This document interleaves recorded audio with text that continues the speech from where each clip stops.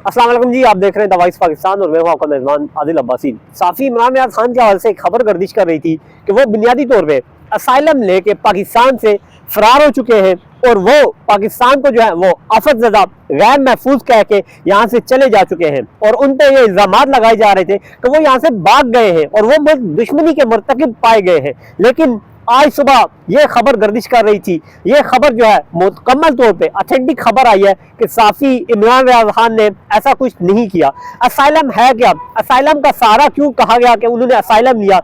Asylum जो है पाकिस्तान से जो लोग हैं या दुनिया के किसी भी मुल्क से जो उस मुल्क में जो है जुल्म और सितम का शिकार होते हैं या जंग ज़दा इलाका होता है या और किसी हाल से वो अपने आप को अपने मुल्क में जो है गैर महफूज समझते हैं, तो वो अमेरिका से या यूरोपियन ममालिक से रब्ता करते हैं और वो उन्हें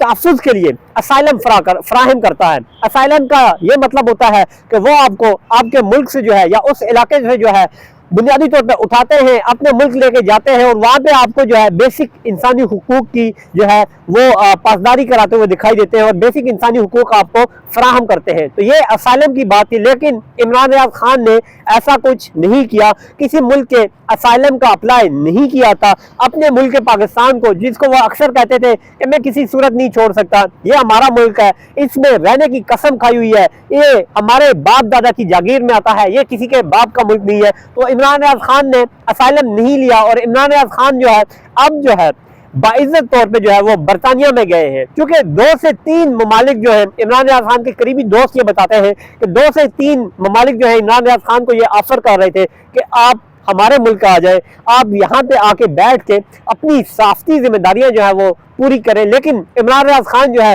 वो पहले KPK में रहे, फिर पंजाब के इलाके में रहे, फिर उसके बाद जो है वो पख्तूनख्वा से ही बाहर निकलने में, दूसरे ममालिक में जाने में कामयाब हुए हैं और अब जो है वो खत्मी तौर पर बरतानिया पहुँच चुके हैं।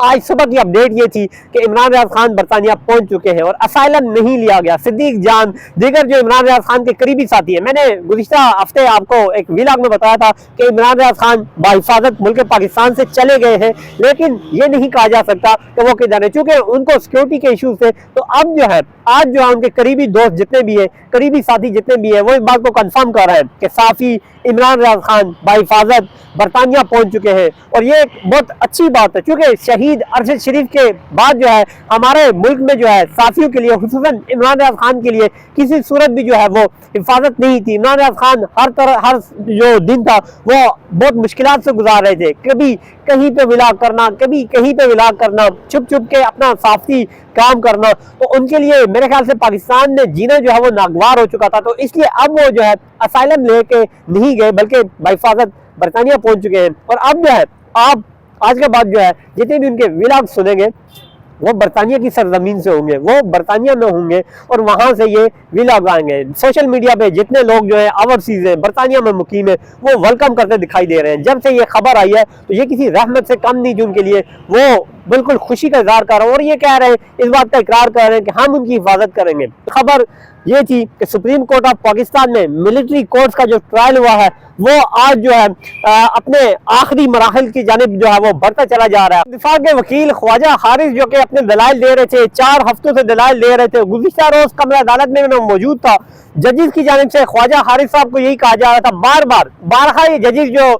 5 रुकनी जजेस का बेंच था वो ये कह रहा था, 6 रुकनी जजेस का ये बेंच था वो ये कह रहा था कि ख्वाजा साहब हमें समझ आ गई है, आगे चले, ख्वाजा साहब आप कब खत्म कर रहे हैं। तो आज जो है ख्वाजा हारिस साहब ने ये दलाइल जो है वो खत्म किए हैं। अब जो है वज़ारत दिफा के जो वकील थे ख्वाजा हारिस, उनके दलाइल मुकम्मल हुए हैं, तवील दलाइल थे। ख्वाजा हारिस के गुज़िश्ता रोज के दलाइल की अगर मैं बात करूँ तो यहाँ तक कहा गया कि मिलिट्री कोर्ट्स के अगर इतने ही अच्छे फवायद आप बता रहे हैं ख्वाजा साहब, तो तमाम मुल्क के जो दीगर अदालतें हैं उनको भी मिलिट्री कोर्ट्स में शिफ्ट कर देते हैं, तमाम केसेस की जो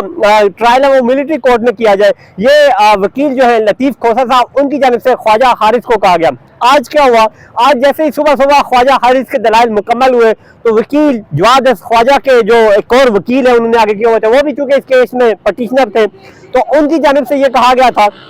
कि हम लोग आज दलाइल देंगे। उनके दलाइल कुछ यूँ थे कि एक आदमी जो है, एक सिविलियन शहरी जो है, وہ ملٹری کورٹس میں کس طرح جا سکتا ہے؟ کیونکہ جب ایک سویلین شہری ہے وہ ملٹری کورٹس میں تب جا سکے گا اگر وہ ملٹری کورٹس میں یا ملٹری کی کسٹڈی میں ہوگا یا ملٹری میں وہ جاب کر ہوگا. لیکن ایک عام سویلین شہری جس کا ملٹری سے کوئی تعلق نہیں ہے, جس کا اسٹیبلشمنٹ سے کوئی تعلق نہیں ہے, جس کا مسلح افواج سے کوئی تعلق نہیں ہے, نہ وہ وہاں پہ جاب کرتا ہے نہ وہ کینٹ ایریا میں رہتا ہے, تو وہ ملٹری کورٹ میں اس کا ٹرائل کیسے چلے گا؟ یہ ان کے وکیل کی جانب سے جو ہے اہم نکات اٹھایا گیا ہے, جس پر ججز بھی جو ہے وہ وہاں پہ کمرہ عدالت میں اسی طرح کے ریمارکس دیتے ہوئے دکھائی دیے. دیگر اگر میں بات کروں ججز کے ریمارکس پہ, سپریم کورٹ میں ماضی میں ہم نے دیکھا کئی ایسے کیسز کی مثالیں ہمارے سامنے ہیں کہ ججز جو ہے اپنے ریمارکس میں ٹرائل کے دوران کچھ کہتے ہیں, لیکن جب فیصلے کی کاپیاں آتی ہیں, جب فیصلہ آتا ہے حتمی مرحلے پہ, تو وہاں پہ ججز کچھ اور کہہ رہے ہوتے ہیں, وہاں پہ فیصلے میں کچھ اور لکھا ہوا ہوتا ہے. لیکن اب سپریم کورٹ آف پاکستان میں جو ججز ملٹری کورٹ کا ٹرائل کر رہے ہیں